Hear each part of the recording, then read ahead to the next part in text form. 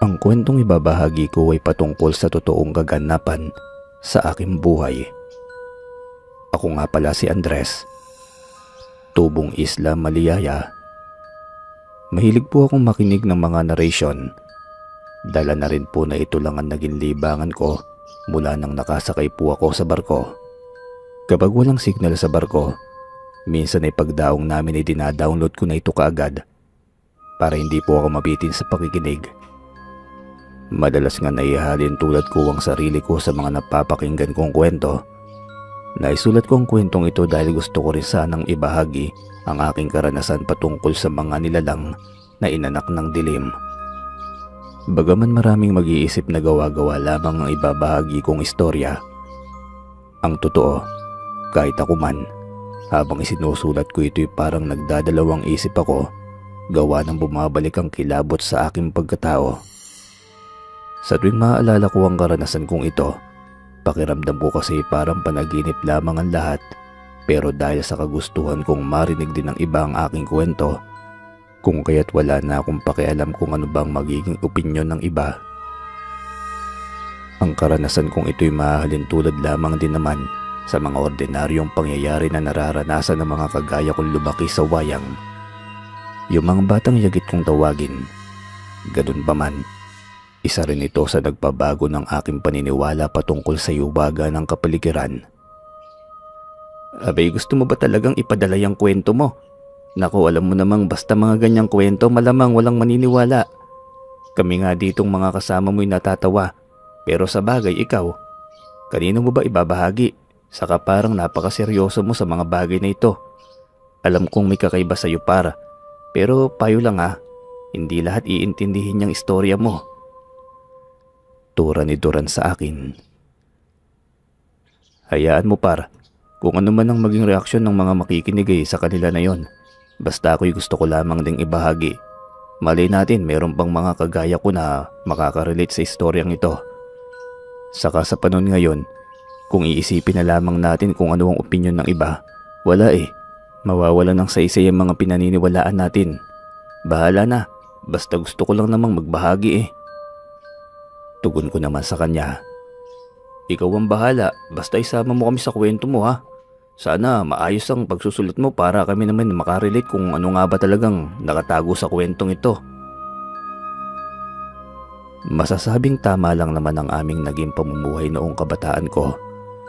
Isang simpleng mangingisda ang tatay Romy ko at ang nanay Roda ko naman ay mabuting may bahay. Ang nanay ko ang siyang nag-aalaga sa mamang Maria na nooy nagkaroon ito ng malubhang karamdaman. Ina ito ni Tatay Romy. Sa lahat, silang apat na magkakapatid. Katangi-tangi ang itay, lalo na sa pag-aalaga kay Mamang Maria. Madalas pa itong napagsasabihan ng ibang mga kapatid niya.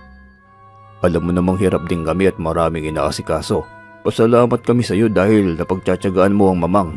Balang araw may balik din lahat ng mga kabutihan mo sa pamilya natin. Sa lahat, sa atin ikaw lamang ang lubos na nagmalasakit sa nanay nating lubang may dinaramdam na sa katawan.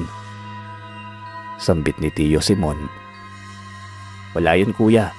Alam niyo namang hindi ko kayang pabayaan si mamang. Saka alam ko at naiintindihan ko ang sitwasyon, kaya wala kayong dapat na ipag-alala. Mapapasaan ba't makakalakad pa ulit ng Mamang Maria? Hindi ko iniisip ang kung ano kuya. Basta para kay mamang lahat gagawin ko. Namin ang pamilya ko. Tugon naman ni Tatay Romy. Siguro wag na lamang din tayong umasa. Alam natin kung ano ang kalakasan ng mamang pero hindi din maganda kung aasa pa tayo na gagaling si mamang o di kayo babalik pa ang dati niyang sigla. Minsan nga iniisip kong hindi nakakayanin ng mamang natin Malamang, Diyos na lamang talagang nakakaalam. Tugon pa ni Tio Simon. Napatingin na lamang si Tatay Romy sa kapatid na hindi na lamang umimik.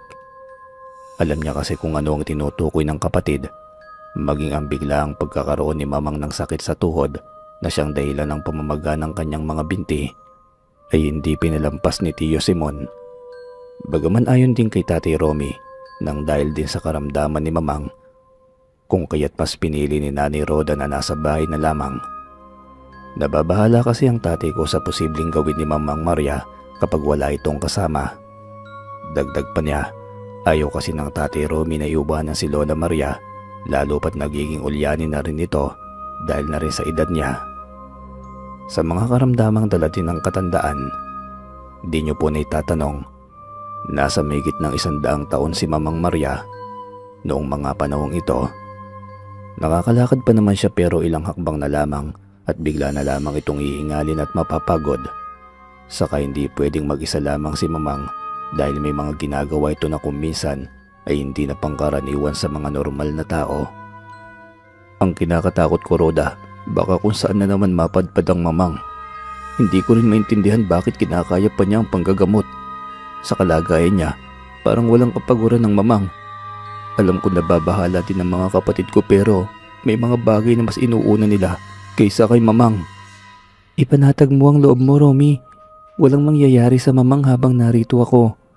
Tsaka kung iniisip mo na maglalakbay pa yan para manggamot, abay natural at hindi ako makapapayag.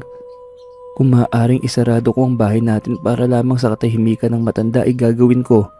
Huwag ka lang masyadong mag-alala. Tugon naman ni Nanay Roda. Hindi maiwasan ng tatay ang mag-alala, lalo pa sa gawaing nakasanayan ni Mamang Maria. Taong 1983, nasa 13 anyos ako ng mga panahong ito kung saan naging bukas ang kamalayan ko sa mga pamahiin at mga kwentong kababalaghan dahil sa Mamang Maria ko. Isa kasi siya sa kilalang manggagamot noon sa baryo namin. Marami sa aming mga kababaryo ang napapahanga ni Mamang Maria, lalo pa pagdating sa mga orasyon at mga pagsasagawa ng ritual laban sa aswang, elemento, maging laban sa mga masasamang albularyo. Yung may mga kapangyarihang galing sa kaliwa at ginamit sa iba para makapaminsala. Sa kabilang banda, napunta na tuloy ako sa kwento ni Mamang Maria. Balik tayo sa kwento ko. Bali ako mismo talaga ang may karanasan sa bagat, sa aswang at sa isang elemento na naging kaibigan ko magpasa hanggang ngayon. Sa hindi po nakakaalam ng bagat, iyon yung tinatawag na salitang haligay nun pag may nakitang hindi normal o hindi pangkaraniwang nakakatakot. Ang bagat ay pwedeng uri ng aswang na walang kinabibilangan o maging yung mga kaluluwa o kahit na ano pa man na walang specific na tawag. Sila yung mga nilalang na madalas ginagawang panakot ng mga matatanda sa lugar namin na di umano nanlalapa daw ito ng mga batang matitigas ang ulo. Madalas maging si Tatay Romy, ito rin ang bungad sa akin sa tuwing nakikipaglaro ako sa aking mga kaibigan. Kapag ikaw nakatsyempo ng bagat sa daan at may nangyari sa iyong masama, huwag mo kaming sisisihin ng nanay mo. Katigas ng ulo mong bata ka. Salita ni Tatay Romy. Tay naman, saan po kayo nakakita ng malambot na ulo? Abay lahat naman po ng ulo ay matigas. Pasalamat pa nga po kayo at ako'y matapang.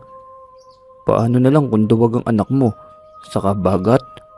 Bagat lang yun. Hindi ako takot sa mga ganyan, tay. Diba kayo na din po nagsabi noon na galing tayo sa matatapang na angkan? Namano ko kaya yun? Ayan ka na naman sa kayabangan mong bata ka. Oo't hindi ka takot pero ang inaalala namin ang posibleng mangyari sa iyo. Alalahanin mo na lamang na ikaw ang dapat nakaalalay sa amin ng tatay mo. Pero heto, kailangan ka pa naming takutin para lamang umuwi kang maaga. Maging responsable ka naman anak, lalo na sa oras. Galing ka nga sa matapang na angkan pero kailangan mo pa rin madisiplina yang sarili mo lalo na pagdating sa responsibilidad. Hayaan nyo na po, Nay. Para po sa inyo uuwi na po ako ng maaga. Saka bagat, kung ano man yan, ipanalangin nyo na lamang po na hindi ko makasalubong. Baka mamaya kakasabi nyo ng ganyan bigla na lamang akong bagatin. Kalma na po, Inay. Patawad po kung lagi akong pasaway. Walang ibang bukang bibig ang aking mga magulang sa tuwing pinapagalitan ako kundi ang bagat. Lagi ko na lamang naririnig ang salitang iyon. Samantala, kahit anong kwento o pahayag ng mga magulang ko patungkol sa mga nilalang ay nananatiling wala akong pakialam. Malamang dahil na rin siguro sa isa ako sa mga batang hindi matatakotin o hindi natatakot hanggat hindi nakikita. Mas lalo tuloy ako naintriga sa kung ano nga ba ang nilalang na ito. Dala na rin ang marahil na katigasan ng aking ulo kapilyuhan, maging mga bagay na dati pinagbabawal sa akin ay ginagawa ko. Dahil ang rason ko palagi, bata ako at gusto ko talagang masubukan at maranasan lahat. Dahil din doon sa mga prinsipyo at pinaniniwalaan ko kung kaya't lagi kami nagtatalo ng aking tatay. Kaya siguro laging panakot niya sa akin ay bagat. Maging noong nagpaalam ako upang manguha ng santol sa asyenda ni Sir Santos. Unang sabit ko pa lamang ng lugar, bigla na lamang ako nakagalitan ni Tatay Romy. Ayon kasi sa kanya, maraming mga kababalaghan ang nangyayari sa asyenda. Medyo may kalayuan na sa amin ang lugar pero dito talaga ang lagi daw pinanggagalingan ng mga bagat, lalo pa raw ng mga aswang. Imbis na tulungan mo ako sa pagtatahi ng mga lambat, kung ano-ano ang ginagawa mong bata ka. Ang mga bilin ko sa iyo, ni isa wala ka man lamang sinusunod. Ganyan ka ba talaga katigas? Abay sinasabi ko sa iyo na hindi kayo pwedeng pumasok doon at delikado. Pinagbabawal ang lugar na yun lalo pa sa mga kagaya mong bata. Andres, kung sana'y marunong ka lamang na makinig sa amin ng nanay mo. Ayan na naman po kayo, tay. Paano kita tutulungan hindi nga po ako marunong manahi. Tignan mo nga itong short ko hindi ko nga magawang ayusin yan pa kayang lambat. Saka bakit naman po? Ano ang problema? Di ba nga, tay, may mga napupunta sa lugar na yun para manguha ng buto ng kasoy? O bakit kami hindi pwede? Walang may-ari ng mga puno doon. Sinasabi ko sa inyo bukas yun kung sino man ang marunong umakyat. Saka ang bagat na naman. Makita ko yan, tatalian ko at bibit-bitin ko yan pauwi. Bagat na lang palagi. Marahil hindi tinanim ang mga punong tumatayo sa lugar na yon. Pero hindi pa rin tama na bigla na lamang kayo mangukuha o manghihimasok sa lugar na hindi nyo namang kabisado. Ito ang tandaan mo, anak. Darating ang araw na maiisip mo ang lahat ng mga pangaral namin ng nanay mo, lalo pa ng mamang Maria mo. Napatitig si Tatay Romy sa akin ng masama habang patuloy lamang din ito sa pangangaral. Napahinto naman ako sa pagsasalita dahil nararamdaman ko na naiinis ang tatay ko sa mga sagot ko, kung kaya gumilid ako at kunwari uupo sa tabi niya. Yung para bang kaawa-awa ang ekspresyon ng mukha ko. Habang nakamasid ako sa ginagawa ng tatay ko ng mga oras na yon, ay siya namang paglatag niya ng isang kwento patungkol sa lugar na dapat sana itutunguhin ko. Ayon sa kanya, may ilan sa mga pumasok sa lugar na yon na hindi na nakabalik pa. Meron pa nga daw mga naingkanto, nasinda, o di kaya'y natuyaw. Dagdag pa umanong magpapatunay ng mga nailatag ni Tatay Romy na kwento sa akin ay si Mamang Maria. Dahil higit daw sa kanino man, si Mamang ang takbuhan ng mga taong nakaranas ng hindi maganda matapos mapasok ang lugar ni Sir Santos. Konting pagpapaliwanag lamang sa lugar. Malapad at maraming mga puno at prutas na nakapaligid sa asyenda. Dito umano nakatayo ang mansyon ni Sir Santos sa gitna mismo ng nasabing lugar. Nasa liblib ito na bahagi ng baryo at madalas nagagawi dito ang mga dayong hindi pamilyar sa lugar. Pero ang nasabing mansyon ay matagal nang abandonado. Patay na kasi si Sir Santos at ang dalawang anak niya nasa ibang bansa naninirahan. Ayon pa sa sabi-sabi, may bantay daw iyon noong araw pero sa hindi malamang dahilan, bigla na lamang daw yung naglaho at kasabay nun ang mga sari-saring kababalaghan na nararanasan ng mga naggagawi sa asyenda. Di ba tayo may mga kabahayan naman na nakapalibot sa asyenda? May isa pa nga akong kaibigan na lagi daw doon. Kaso lang kapag tinatanong ko naman kung maganda ba sa loob, ay hindi naman daw niya masabi. Dahil maraming aso daw kung kaya't hindi sila makapasok sa lugar. Sinong kaibigan? Si Buknoy ba? Abay, wag kang masyadong sasama doon at baka mapahama ka pa, anak. Isa din yung batang yun sa matigas ang ulo, kaya siguradong magkasundo kayong dalawa, no? Pero Andres, kilala kita at lalong nararamdaman ko yung pagnanais mo. Ano man yan naway balang araw, ikaw din mismo sa sarili mo ang makatuklas. Samantala kahit anong paliwanag ni Tatay Romy, sadyang hindi ko kayang irehistro sa aking utak ang mga nakakatakot na nailatag niya. Yung bang hindi ko kayang paniwalaan dahil nga hindi ko pa naman nararanasan. Nakakunot ang noo ko habang iniisip kung paanong nangyari ang mga inilahad ni tatay. Ang totoo'y hindi ko pa rin talaga napuntahan ng lugar. Sa edad kasi na 13, lagi na lamang akong hiniigpitan, lalo na pagdating sa mga gala. Ayaw kasi ng tatay ko ang batang kung saan-saan napapadpad. Subalit naiengganyo lamang ako sa mga naging kaibigan ko, lalo na kay Buknoy. Isa sa malapit na kalaro ko. Paano kasi lagi itong nagkukwento patungkol doon. Ayon pa nga sa kanya'y parang mahalin tulad daw sa paraiso ang lugar.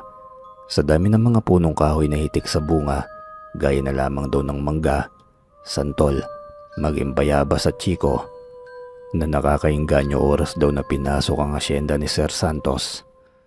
Kaso kung tinatanong ko din siya kung napuntahan niya na ba ang lugar na yon, tanging pagsagot lamang niya ay malapit na.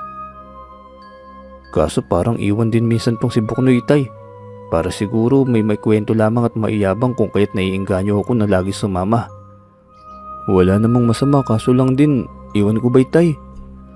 Ewan ko rin sa iyong bata ka. Bakit iyan ang pinag-uusapan natin? Kay dami ng mga pwede mong gawin upang makaalali ka sa amin ng nanay mo. Huwag mong isentro sa utak mo kung ano man ang bagay na yan.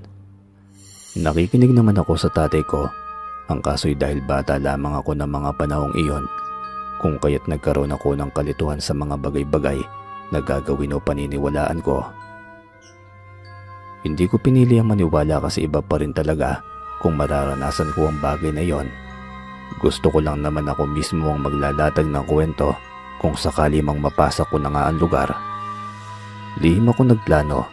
Sa totoo lamang ay kahit anong panakot ang gawin ni Tatay Romy sa akin, pakiramdam ko'y naging rason pa yun para mag-usisa akong lalo. Nakaramdam kasi ako ng pagka-interes kahit pasabihin ng tatay na mamamatay ang kada tao na makakapasok sa lugar. Gaano man nailatag ni Tatay Romy ang mga nakakapangilabot at nakakatakot na kwento patungkol sa lugar, hindi iyon naging hadlang sa kagustuhan kung mapasok ang asyenda ni Sir Santos. Sa kabilang banday hapon na nang matapos kami ni Tatay Romy sa pagtahi ng mga lambat, ako naman ay umalali lamang din sa kanya para mailagay na namin sa sako. Sa laot niya na lamang daw yun aayusin kung sakali. Habang tinatapos namin ang pagliligpit, bigla naman dumating si Tia Cara kasama ang pilay niyang anak. Nagtaka ko kasi bakit parang nakatulala lamang yon at walang imik, samantalang si Tia Cara walang tigil sa pag-iyak. Humihingi ito ng tulong kay Tatay Romy na kung maaari ipapagamot daw niya ang anak niya kay Mamang Maria. Mababakas kasi sa anak niya na para bang nalayasan ng espiritu. Naglalakad pero parang wala sa tamang pag-iisip. Hindi ko alam kung kaya pa ng nanay ko ang manggamot. Alam niyo namang masyado na itong matanda. Saka hindi maayos ang lagay niya ngayon. Matanong ko lang na paano ba yung anak mo? Bakit naggaganyan? Hindi mo ba dinala yan sa manghihilot at para bang hindi maayos ang kanyang mga buto sa paa? Ipagpaumanhin niyo sana kung nakaistorbo kami. Pero alam mo namang malayo ang paggamutan, Romy. Saka wala namang kami kakayahang ipagamot ang anak ko sa paggamutan. Alam mo din na tanging takbuhan na yung ina mo. Kaya nakikiusap ako kahit ngayon lang. Maawa kayo sa anak ko. Umiiyak na pakiusap pa ni Tia Cara. Tay, parang kaawa-awa naman talaga. Ang kaso naman si Mamang Maria baka hindi na po kayang manggamot ngayon. Pagsingit ko naman sa kanilang dalawa, nagkatinginan kami ng tatay ko. Alam ko na pareho kami ng iniisip. Samantala, di matigil sa pag-iyak si Tia Cara. Naikwento pa nito kay tatay ang mga nangyari. Ayon sa kanya, inutusan lamang doon niyang manguha ng mga baon ng niyog ang anak malapit sa asyenda ni Sir Santos. Madalas naman daw niya yung inuutusan doon, pero ang hindi niya alam, imbes na manguha lamang daw ng bao ang anak niya, naingganyo daw yung manguha ng santol sa bungad ng asyenda. Hindi niya naman naisalaysay kung ano ba ang mga nangyari at kung ano ba talaga ang ginawa ng anak ko sa lugar. Sa kasamaang palad, ganito na yung anak ko. Hindi pang karaniwan pero para siyang tulala lamang, tiya. Tsaka parang wala sa kanyang sarili. Di kaya nag-aadik yung anak mo? Ay Andres, ang bibig mo. Pagpasensya niyo na po ang anak ko at hindi niya alam ang mga sinasabi niya. Nakita mo na hindi magandang kalagayan ng anak niya. Ganyan pa ang bibig mo. Konting malasakit naman anak. Huwag kang ganyan at hindi magandang pakinggan. Dagdag na bulong sa akin ni Tatay Romy. Kahit hindi may pintang mukha ni Tia Cara, pinili nito ang kumalma habang dinudugtungan ng kanyang salaysay. Dagdag pa nga niya na noong una daw ay nakauwi naman doon ng maayos ang anak, pero matapos ang pangyayaring yon, gabi-gabi na daw ginagambala ang bata. Halos hindi daw sila pinapatulog ng ingay hanggang sa nagising na lamang daw sila na hindi na maayos ang kanyang anak. Gusto man daw nilang dalhin sa doktor pero pinagdidiinan niyang wala silang sapat na pera para magamit sa pagpapakonsulta.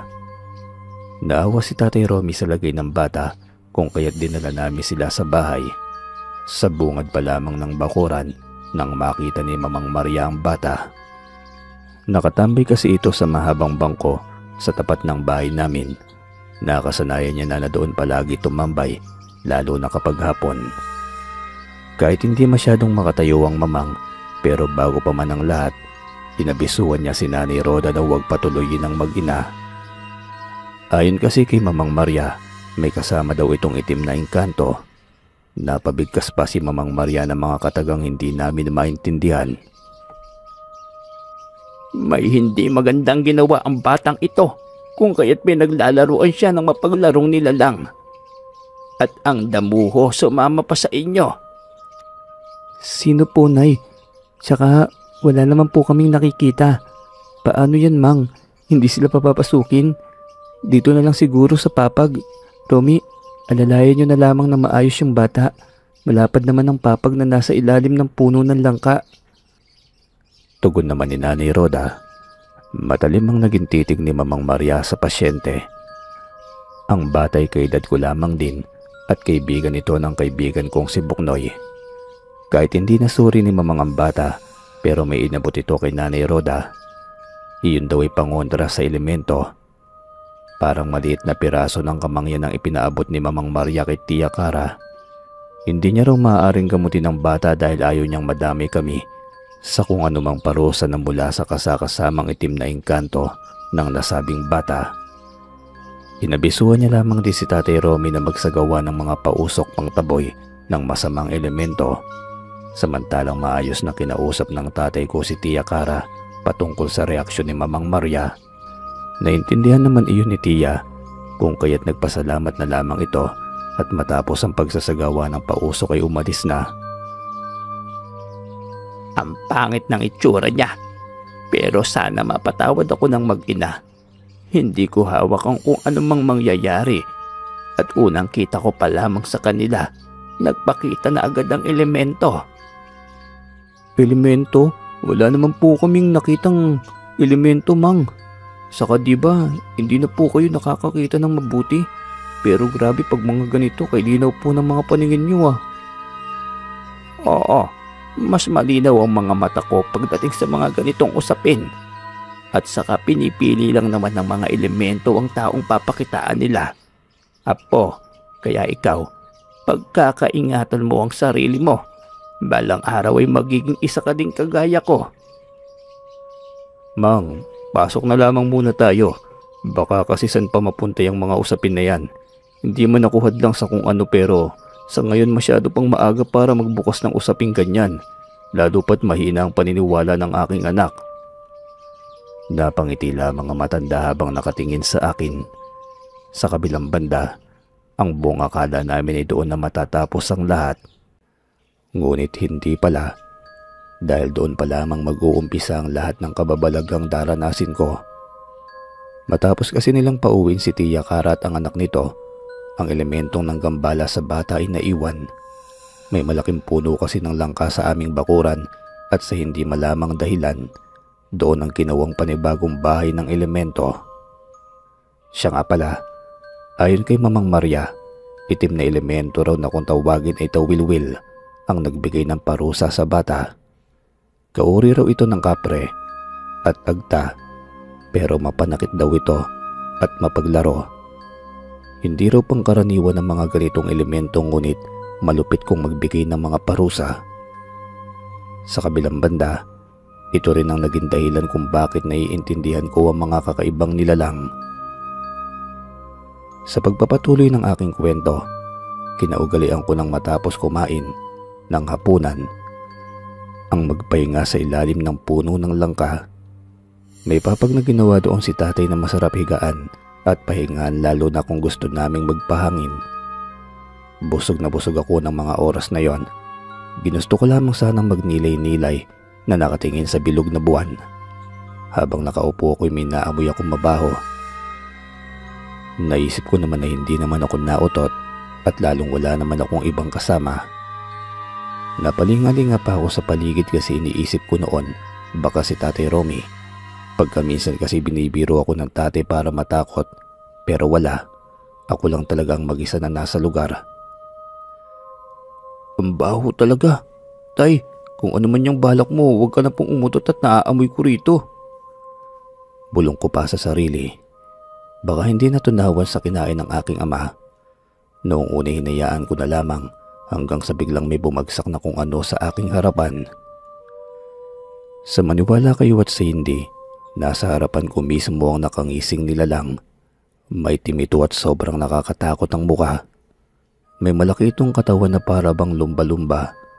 Mahalin tulad ko ito sa isang tabungos na animoy katawang tao ang kalahati. Hindi ako nakapagsalita ng mga oras na yon. Nisigaw ay hindi ko nagawa. Para bang sinakloban ako ng matinding gulat at takot na bigla na lamang umurong ang mga dila ko't hindi nakapagsalita. Habang nanginginig ang katawan ko, napansin kong bigla na lamang itong umihip sa hangin. Sa naalala ko, nakakita pa ako ng mga kumikislap na hangin bago pa ako mawala ng ulirat. Bumagsak na lamang ako sa papag na para bang nakatulog lamang bigla. Hindi ko alam kung ilang oras ang pananatili ko sa labas dahil nung nagising ako, nasa loob na ako ng aking silid. Umaga na yun at ang bahay namin ay napuno ng usok. Hinang-hina ako na tinatawag ang nanay at tinatanaw. Nay, Day, Mamang, saan po kayo? Ano po bang nangyayari? May sunog po ba? Diyos ko, nasa langit na ba ako? Akala ko ngay may sunog dahil wala na akong makitang dingding. Katabi ko pala si nanay habang si mamang ay pinapaspasan ako ng hawak niyang dahon ng Madre de Cacao. Shhh! Huwag ka maingay. Andito lang kami anak. Kumalma ka lamang at nagsasagawa ang mamang mo ng pagtataboy sa masamang elemento. Hindi ko alam kung ano ang nangyayari. Nang matapos si Mamang Maria, doon pa lamang nila inihayag sa akin ang nangyari. Ayon kay Mamang, dahil mahina ang aking dungan, kung kaya't mabilis daw ako nahahatak ng elemento. Dagdagan pa na bukas daw ang aking ikatlong mata. Pinasuot niya sa akin ang isang kwintas na may palawit na isang bala na hindi ko naman alam kung anong uri ng armas. Apo, huwag mo itong iwawala ha. May mga sangkap ito na pinaloob sa gamit.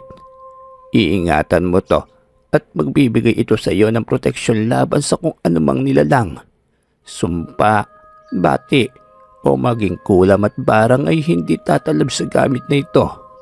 Tuturuan na lang kita kung paano mapagana. Sa ngayon ay ito muna magsisilbi mong proteksyon laban sa tawilwil. Bala, sino pong may gawa nito? Saka proteksyon po? Wala nang masyadong tanong anak. Mas alam ng mamang mo ang ginagawa niya at pasalamatan natin at walang nangyaring masama sa iyo. Pagsingit naman ni Tatay Romy. Kahit na naguguluhan ay mas pinili ko na lamang na tumahimik. Ayon naman kasi kay Nanay Rhoda, ang pinasuot sa akin ay madalas ginagamit pares sa karmen ng mga sanggol para pamproteksyon. Ayon pa sa kanya, huwag ko daw itong tanggalin kung ayaw ko ron napakitaan ng mga kung ano-anong elemento. Dagdag pa niya na wala namang masamang pakay ang pagpapakita ng tawilwil. Hindi naman daw ako nagkasala. Nais lamang daw nitong makipagkaibigan kaya nagpakita iyon sa akin. Maaaring gusto lamang daw nitong makipaglaro. Ang kaso'y sabi naman ni Mamang Maria, baka hindi kayanin ang aking katawan. Kaya nga daw hinimatay ako. Bata pa nga lamang daw ako't hindi pa abot ng aking pag-iisip kung ano ang nangyayari sa paligid, kung kaya't kinakailangan ko rin ng malakasang proteksyon. Alam naming naguguluhan ka anak, pero nasa iyo yan kung anong paniniwalaan mo. Ikaw naman ang nagdadala ng katawan mo, Andres. Saka kung may mga nais kang malaman, kaya ng mamang mong maghayag sa iyo ng lahat. Hindi ko po maintindihan, Itay. Pero ang nakita ko po kagabi sapat na para maniwala ako sa anumang mga sinasabi nyo. Pasensya na po kayo kung sadyang matigas ang aking ulo. Lalambot din yan sa tamang panahon na po. May mga bagay na nangyayari na hindi natin kayang unawain kapag minsan. Pero lagi mong tandaan, piliin mo pa ring maging mabuti. Sumang-ayon naman ako sa mga sinabi ni Mamang Maria, lalo na sa puntong ako na lamang din ang inaalala niya. Sa kabilang banda, hindi natukoy ng mamang ko kung saan galing ang elemento dahil may pagkamakakalimutin si Mamang Maria. Kung kaya't hindi man lamang niya nailatag na iisang elementong iyon na nagbigay ng parusa sa anak ni Tia Cara. Makalipas ang ilang araw, dahil bata, lahat ng bilin ng tatay ko at ni Mamang ay nakalimutan ko na.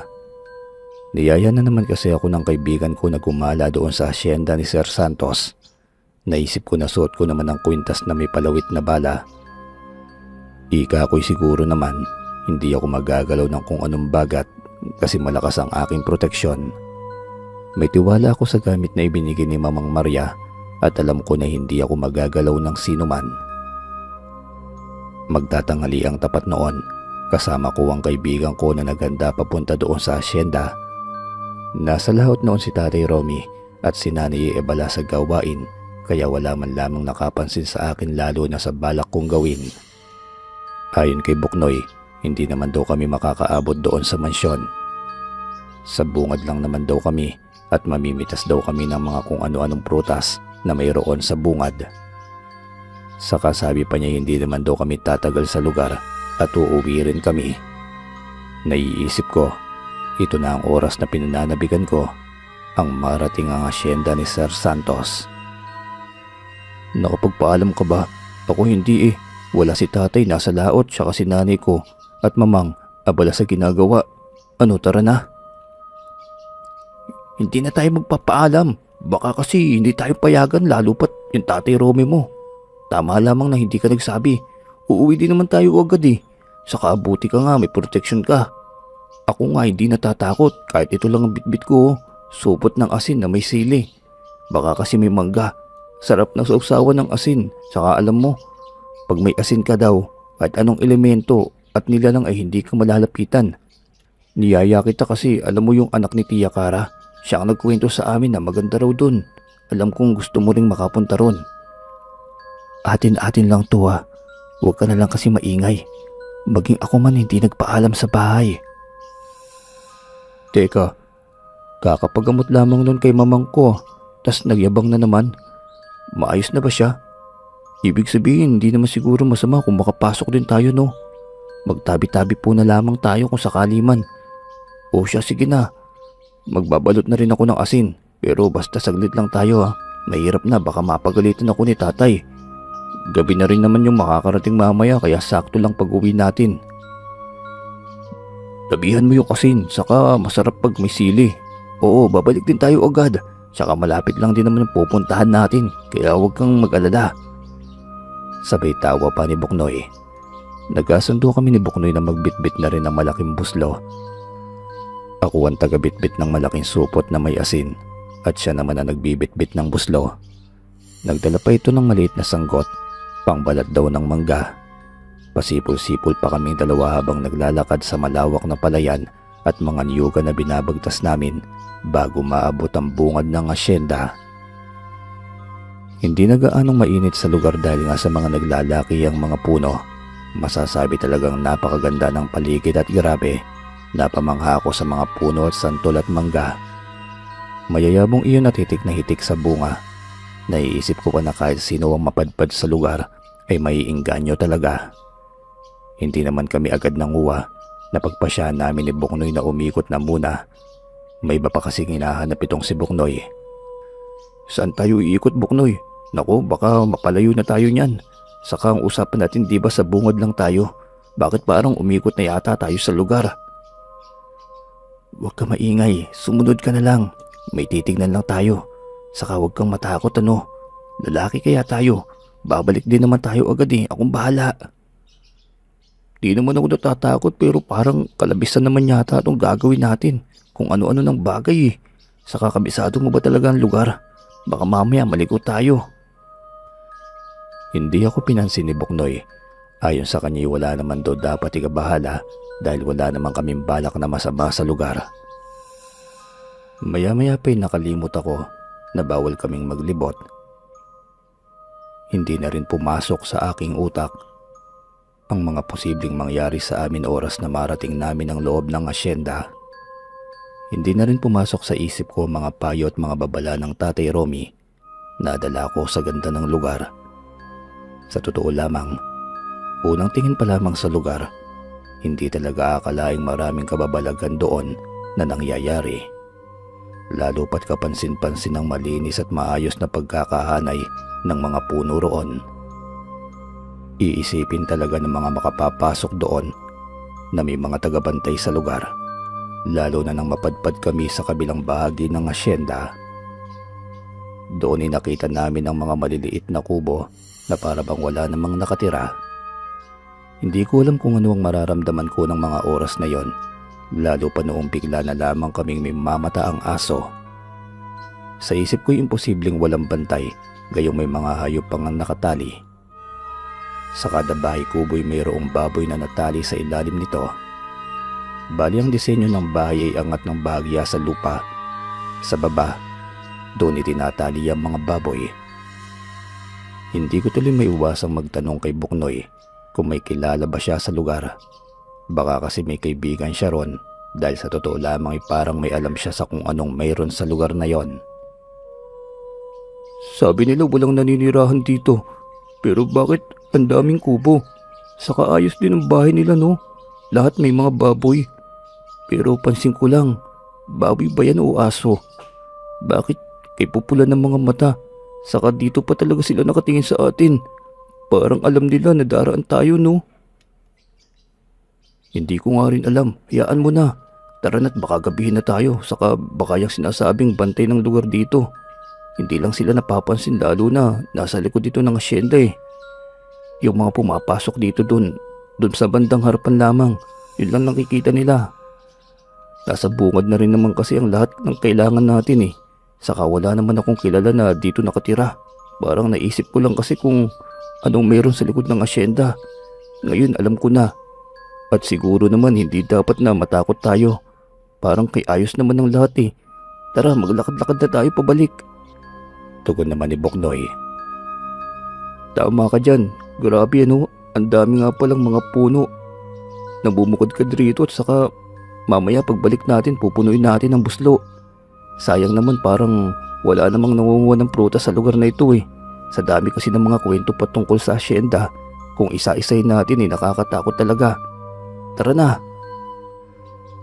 Tatalikod na sana kami nang may makasalubong kaming isang lalaki. Napatras ako dahil parang nakaamoy na naman ako ng mabantot at malansa. Hindi ko alam kung sa hangin lamang ba o dahil maraming baboy sa lugar. Bago pa man makapagsalita ang lalaki, nauna na akong bumati. Kinaugalian ko na kasi yon dahil isa sa mga turo ni Mamang Maria na maging magalang sa kahit na sinong tao.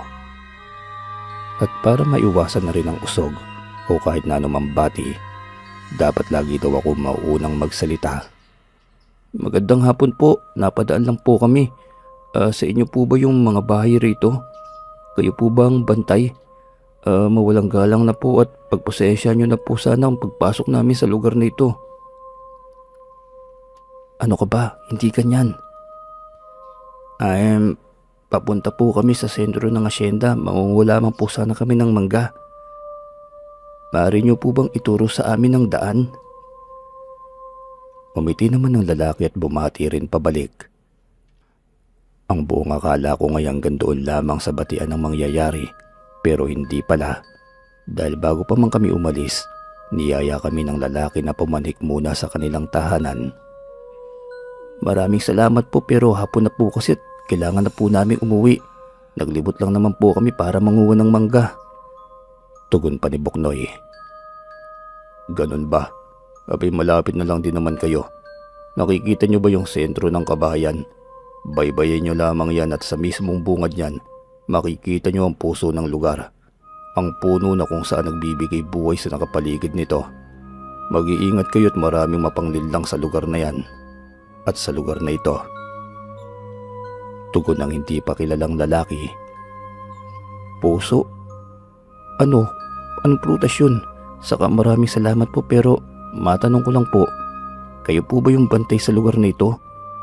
May nakapagsabi kasi sa amin na wala naman daw bantay rito pero nakakatuwa na mayroon naman po pala. Tanong ko pa sa lalaki. Tara na, hapon na. Parang natakot ako bigla kaya tara na para makauwi na tayo. Pabulong pa ni Buknoy sa akin.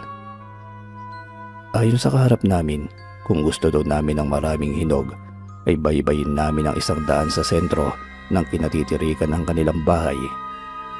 Doon daw ay makikita namin ang masasarap at matatamis na bunga ng puno. Natuwa kami ni Buknoy at nagpasalamat. Hindi namin iniisip na ang tinuturo palang daan ng lalaki ang siyang magpapahamak sa aming dalawa. Habang naglalakad kami papasok, panay ang pagkadinig ko ng sotsot. Tas biglang may tatawa na para bang may kasama kami ni Buknoy na naglalakad. Maya-maya pa nang makaramdam ako ng pagkaihi, pipigilan ko pa sana pero parang kahirap ding tiisin lalo pat malayo na ang aming nilalakaran. Sandali lang, ihing-ihi na kasi ako eh. Pwede ba munang huminto muna tayo saglit? Para kasing bibigay na yung pantog ko eh. Hindi pa yata tayo nangangalahati sa nilalakaran natin, Buknoy. Ang layo pala no, saka grabe itong nilalakaran natin para tayong nasa paraiso. Buknoy, sige na nga. Ihi muna ako. Ano? Sabi ko sa'yo hindi pwedeng walang pantay rito. Kita mo marami palang tao rito. Pero bakit lagi na lang bawal ang pagpasok sa lugar na ito? Kung ano man ang dahilan, hayaan na lang natin. Sa ngayon, unahin na lamang natin pagtuunan na makakuha ng mangga nang makauwi na tayo. Sabik na ako makasawsaw ng hilo ng mangga sa asin na may sili eh. Napatawa naman si Buknoy sa naging reaksyon ko. Maging siya rin daw ay sabik na rin. Gumilid kami sa malaking puno ng inyam. Nagtitingin na pa kami dalawa kung sino ang may pinakamaraming naihi. Sa hindi inaasahang pangyayari, napahinto kaming dalawa nang makarinig kami ng mahinang pag-angil. Parang tunog ng baboy na may halong tunog ng aso. Noong una'y binaliwala lang namin kasi maging ako, naiisip ko na wayang ang lugar at syempre hindi naman tao ang naninirahan kundi mga hayop gubat. Parang nakakakilabot ang tunog. Narinig mo rin ba, Buknoy? Siguro marami nang nakatirang baboy ramo dito ano. Parang hindi na rin kasi nabibisita ng kung sino. Maganda sana kung sa susunod magbitbit tayo ng sibat. Masarap ang baboy ramo na gawing tapa, saka ulam na rin yun. Tugon naman ni Buknoy. Matapos naming umihi, binaliwala lamang namin kung anumang mga tunog na bumabasag ng katahimikan ng lugar.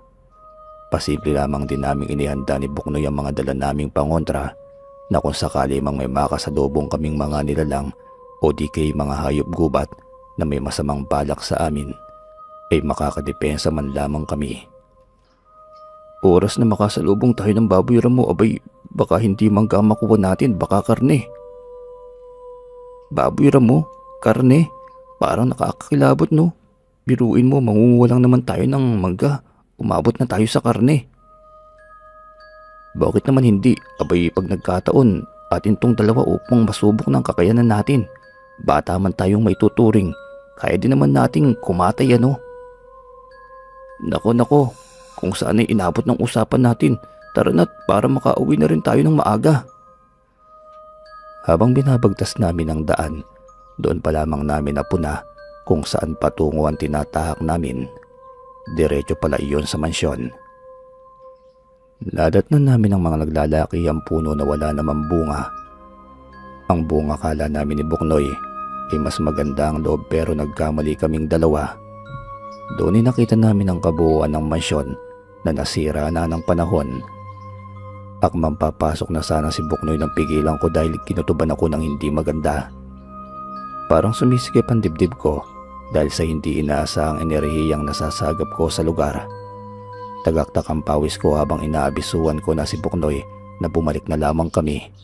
Pero paglingon namin sa dinaraanan namin ay umiba na ang paligid. Maging yung mga puno ng mangga na bumungad sa amin ay biglang nawala.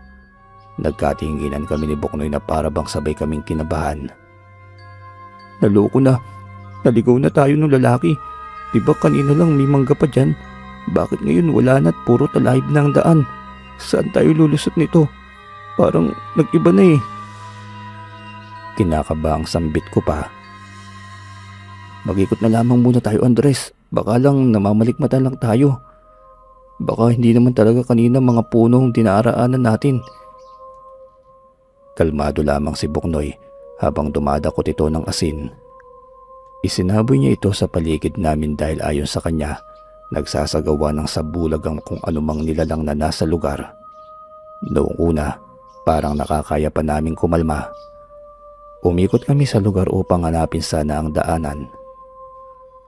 Huwag na munang magsaboy ng asin, sayang, saka kaunti na lang ang natitira, baka mamaya maubos na ito kakasaboy mo. Sambit ko pa sa kanya. Oo nga no. Ang sa akin kaunti na lang, ang sayo marami-rami pa yan. Tsaka hayop na lalaki yun, niligaw tayo. Pero nandito na tayo, kailangan na natin gawin ay hanapin yung puno na bumungad sa atin kanina. Habang naglalakad ay hindi ko maiwasang maisip ang mga sinasabi ni Tatay Romy patungkol sa lugar na yon. Yung may mga iilan daw na hindi na nakabalik pa ng buhay. Ngayon ay naiintindihan ko na kung bakit. Sa kabilang banda taimtim akong nananalangin na sana'y makalabas kami ng ligtas. Napahinga ako ng malalim na maalala ko ang uyang-uyang na ipinigay ni Mamang Maria. Kinaba ko yun sa aking dibdib. Ipinasuot kasi niya sa akin yun para daw hindi ako lapitan ng kung anong elemento. Saka doon ako humugot ng lakas ng loob at sinabi ko na uuwi ako at hihingi ng tawad sa pamilya ko, lalo na kay Tatay Romy. Nang dahil kasi sa katigasan ng aking ulo kung kaya't nangyari ang lahat ng ito. Buknoy, ngayon pa lang parang gusto ko nang umiyak. Hindi kasi ako nakinig sa mga magulang ko. Ngayon ko lang naramdaman ang kakaiba sa lugar na ito. Nandito na tayo, kaya masusubok kung hanggang saan ang tapang nating pareho. Kumalma ka lang at maniwalang makakauwi tayo basta walang iwanan. Napatango na lamang din ako sa kaibigan ko. Naisip kong tama naman ang sinabi niyang masusukat ang katapangan namin sa lugar na yon, lalo pat nakakatakot naman talaga ang paligid. Hindi namin namalayan ng oras, inabot na pala kami ng dilim. Kakaikot pero parang doon lang din kami bumabalik sa tapat ng mansyon. Mababakas sa mukha ni Buknoy ang pagkadismaya, maging ako'y nakaramdam ng takot. Dala kasi ng mayayabong na mga talahib at mga puno na nakapagbibigay ng kakaibang kilabot sa lugar. Dagdagan pa ng madilim na paligid, wala man lamang kaming dalang pansiga ni Buknoy. Hindi ko na alam kung saan pa tayo daraan. Kanina lang dito at dito lang din naman tayo bumabalik. Saka anong nangyayari? Anong gagawin natin? Umiiyak na sambit na ni Buknoy. Hindi ko na rin alam. Diyos ko, tulungan niyo po kami. Gabayan niyo po kami ng kaibigan ko. Gusto na po namin umuwi. Ilang saglit lamang ang lumipas nang may narinig na naman akong sumisitsit. Dahil madilim, kung kaya't hindi namin maaninag kung saan ang gagaling ang tunog. Wala man lamang kaming mahagilap na pangilaw sa daan. Nagumpisa na nga umiyak si Budoy dahil ayon sa kanya delikado na pag inabot pa kami ng hating gabi. Pinakalma ko ang kasama ko nang bigla kong naalala ang pamahiin ni Mamang Maria na kapag hindi makita ang daan, lalo na kung nasa kagubatan, ubarin lamang ang suot at baliktarin. Iniisip ko kung paano epekto yun ay pamahiin lang naman, pero dahil nasa kritikal na kaming kondisyon, kung kaya't inabisuan ko si Buknoy na gayahin ang aking gagawin. Pareho namin binaligtad ang mga suot namin habang nagpapatuloy kami sa paglalakad. Para na tayong buwang sa lagay na ito, pati ba naman suot nating short kailangan baliktarin. Saka paano nga ito? Oo, lahat kailangan baliktarin, kalma ka lang at makakalabas tayo. Hawak ka lang sa akin at maglalakad tayo ng sabay. Ramdam ko ang panginginig ng mga kamay ni Buknoy, lalo pa nang hawakan ko rin ito para lang sa gayon ay mapakalman namin ang aming mga sarili. Nang marating namin ang kabilang bahagi, doon pa lang namin napansin ang dinaraanan naming papasok. Nakita namin ang puno ng mangga. Natuwa ko kasi makakabalik na kami't iniisip ko na sa dulo nun may kabahayan na pwede kaming manghingi ng tulong. Buong akala ko ikakatuwa ko nang nangyari pero hindi pala. Mayroon pa palang mas malalang naghihintay sa amin. Pinakalma ko muna si Buknoy bago kami ulit maglakad. Nararamdaman ko kasing parang mawawala na siya sa katinuan dahil sa takot. Tandaan mo, kailangan pa nating umuwi. Pag ganyan ka ng ganyan, paano tayong dalawa? Lakasan mo ang loob mo. Malapit lang dito ang mga kabahayan na nakita natin kanina. Sigurado akong makakahingi tayo ng tulong. Diyos ko, tulungan niyo po kami. Hindi ko alam kung tama pa ba na babalik tayo dun sa may kabahayan. Nanginginig na tugon ni Buknoy. Anong ibig mong sabihin? Saka malapit na nga tayo. Naalala ko na diretso lang naman kaninang lakad natin eh. Hindi ko alam kung paano pakalmahin si Buknoy. Dahil habang tumatagal kami sa lugar, pahina siya ng pahina. Naisip ko, nasa proteksyon ako ng gamit ni Mamang Maria. Kung kaya't parang masasabi ko pang maayos pa ang estado ng utak ko. Inalala ko ang mga tinuro sa akin ni Mamang. Lahat ng pwede kong magawa para maligtas kami ni Buknoy. Para maiwasan ulit namin ang maligaw, lahat ng madaanan kong damoy tinatali ko bilang tanda. Hinahawakan ko lamang din ang kaibigan ko maging ang mga dala namin na alam ko makakatulong iyon sa amin. Habang palabas kami ng lugar, napangiti ako dahil natatanong ko na ang mga bahay na una naming nakita. Lahat yun ay nakailera na parabang sukat at laki at lapad ay iisa. Sa kada bahay ay may isang solo na nakatayo sa bawat kilid. Ang pinagtataka ko lamang ay bakit walang tao. Wala man lamang ako maaninag na kung ano maliban sa mga nakatayong kubo. Masisinagad din kasi iyon ang liwanag ng buwan na kahit na hindi man lamang kabilugan. Naging sapat ang liwanag nito para makita ang lahat ng nakatayo sa paligid ko. Sa isip ko'y baka tulog o di kaya sadyang maaga lamang silang namamahinga. Anong oras na ba? Ba't parang tulog na ang lahat? Saka ano Buknoy? Kaya mo pa ba? Tutuloy pa ba tayo? Huwag ka maingay. May... Hindi ko maintindihan kung ano ang nais sabihin ng aking kaibigan. Lalo pat pautal-utal ito na animoy walang maayos na kataga. Hanggang sa may narinig akong boses. Naalala ko yung taong nagturo sa amin sa daan. Akmang magsasalita na sana ako nang makita ko ang mga baboy na biglang nagsitayuan. Nasa tapat nun ng lalaki na parabang ito yung pinuno na naguhudyat sa mga kaharap niyang baboy. Sa kada kumpas ng kamay nito, parang nagbibigay iyon ng kakaibang puwersa upang ang mga baboy animoy naging porma itong tapat. Diyos ko po, asubong sila. Nauutal na sambit ko. Halos umakit ang kaba ko sa ulo ng mga oras na yon. Alam kong hindi pangkaraniwan ng mga nakikita ko kundi mga aswang. Hinawakan ko si Buknoy na noon ay wala na talaga sa matinong utak. Para na siyang lutang. Hinila ko ang kaibigan ko para makakubli kami sa mayabong na damuhan. Nakakasiguro kasi ako na nakita ko ay mga nilalang na hayok sa laman. Sa sobrang takot ay bigla na lamang ako napaihi. Nanginginig na rin ang buo kong katawan. Dahil alam ko na sa oras na mahuli kami ng mga aswang, sigurado akong hindi na kami makakalabas pa ng buhay. Aba, Santa Maria, aba, Diyos ko, dahil sa takot, kahit ang simpleng panalangin ay hindi ko na kayang mabigkas. Diyos ko, tulungan niyo po kami. Nagsisituloy ako na bumalik kami sa lugar. Pilit kong pinapakalma ang sarili ko ng mga oras na yon. Sa taranta ko, ang daladala naming asin ay ginawa kong panghaplas. Sa isip ko'y bahala na kung anong pwedeng mangyari sa balat namin ni Buknoy. Pero nakakasigurado ako na kung sakaling mahuli kami ng mga aswang, hindi nila kami makakain. Nakalimutan ko na ang asin ni Buknoy ay may maraming sili.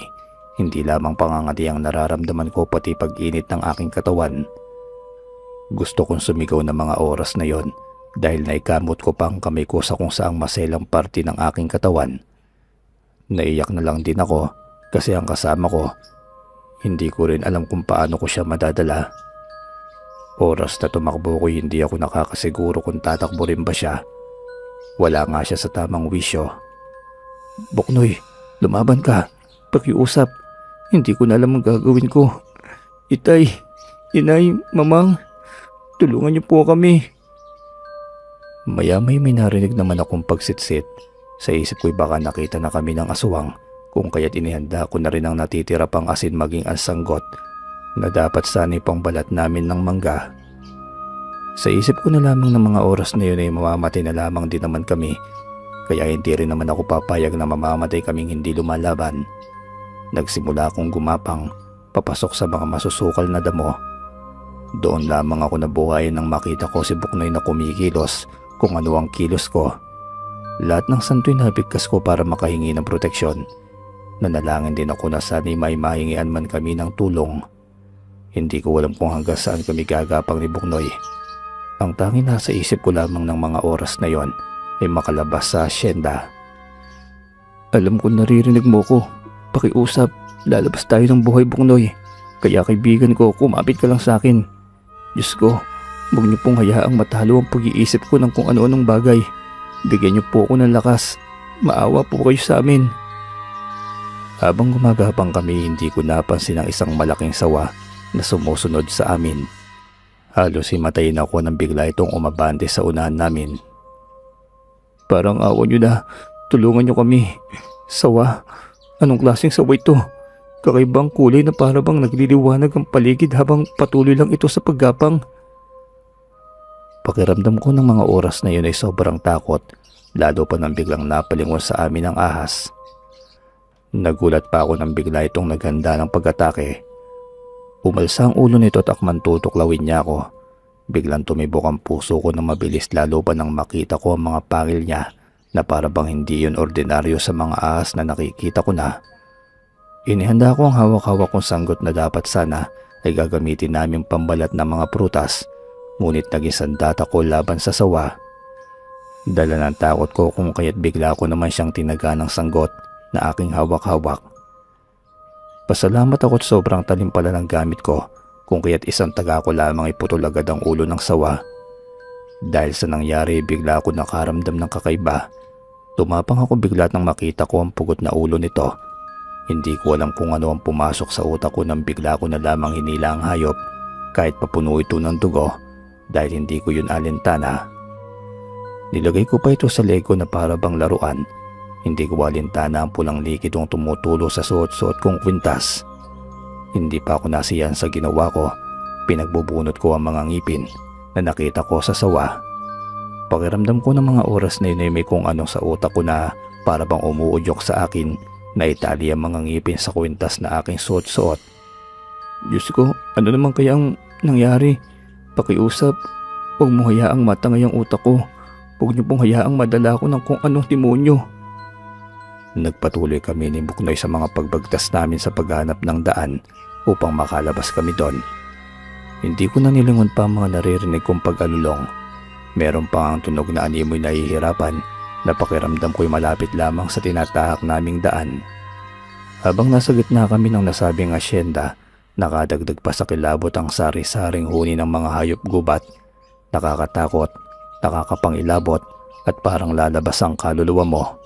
Dahil iniisip ko, kung sakaling makita kami ng mga nilalang na yon, ay siguradong hindi na kami makakalabas pa ng buhay. Sa utak ko't ano man ang mangyari, lalaban ako. Ipapakita ko rin sa mga aswang na bata lamang ako, pero kaya ko rin pumaslang ng mga kagaya nila. Ilang sandali lamang lumipas nang marating namin ni Buknoy ang lugar kung saan maraming mga alitaptap. Nakakamangha dahil parang lahat ng kahoy ay nilagyan ng maliit na ilaw. Nakita ko rin na sari-saring elemento na nakapalibot sa kada punong madaraanan namin. Animoy na sa panaginip ako ng mga oras na ito. Dahil parang lahat ay nakatingin sa amin na para bang nagbibigay pugay sila sa aming pagdating. Akala ko nga'y masasama sila, pero nang marating namin ang parte kung saan namin nakita ang mga malalaking puno ng mangga at santol nahitik sa bunga. Parang biglang nakaramdam ako ng pagkalma. Hanggang sa nakita ko ang tawilwil, nakaupo sa gilid ng puno ng manggat na kangisi ito sa akin. Ikaw? Ikaw ang nakita ko sa puno ng langka sa bahay namin, di ba? Ikaw ang nagbigay ng sumpa sa bata. At ikaw rin yung kasakasama namin mula kanina. Ang totoo'y hindi ako nakaramdam ng takot. Bagkus ay parang nakampante ako na maliligtas na kami. Lalo pat nasa harap ng mangga kung saan naroon ang tawilwil na yon. May daan doon na sa hinuha ko, yun ang hinahanap naming labasan. Palingalinga ako na parabang sinisipat ko pa rin kung may nakasunod ba sa aming aswang. Nakita kong inalsa ng tawilwil ang kamay niya. Nasawari ko'y hudyat yun para dumiretso kami palabas. Bigla na lamang ako nakaramdam ng pandalambot at napaluhod sa harapan ng elemento. Hindi yun para sa kung anong pagsamba, kundi parang paraan ko ng pagpapasalamat. Kahit na nagkumayo na akong makalabas, nasa puso ko pa din ang pasasalamat. Nasa bungad na kami ng labasan nang bigla na naman akong mapalingon. Naalala ko kasi yung boses kung saan ang pagsutsot. Mula noong naligaw kami, yun ang aking naririnig. Napagtanto ko na sa buong paglilibot namin, kasakasama pala namin ang elemento. Kahit pa maging sa kubo ng mga aswang ay nandoon pala siya. Buknoy, ligtas na tayo, huy. Lalabas na tayo.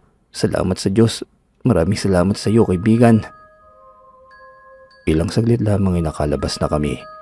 Hindi ko na maiwasang maiyak ng todo dahil nakasalubong namin ang mga kabaryo sa pangunguna ni Tatay Romy. May mga bitbit silang sulo na kung saan matagal na rin daw silang nag-aabang sa lugar. Hindi lamang daw sila makapasok dahil sa mga naglalakihang harang. Halos ilang oras na kami dito. Nagbabaka sakali kami na narito kayong dalawa. Hindi nyo alam kung gaano kami nag-aalala, lalo ng nanay mo, Andres. Diyos ko anak, anong nangyari sa iyo? Sa inyo ni Buknoy? Mahabang istorya po, tay. Patawarin niyo po ako sa pagiging matigas na ulo ko. Kung kaya't naranasan ko ang hindi kaaya-aya. Patawad po't maraming salamat dahil hinanap niyo kami. Anak, salamat sa Diyos at maayos kayong nakalabas. Sa kaniyang pag-iiyak mo't uuwi na tayo, tahana. Naisip ko, wala namang kaming nakitang harang na sinasabi ni Tatay Romy. Yung nandoon lamang yung mga naglalaki ang puno ng santol at mangga. Ang buong akala ko'y pagagalitan ako ng tatay pero hindi.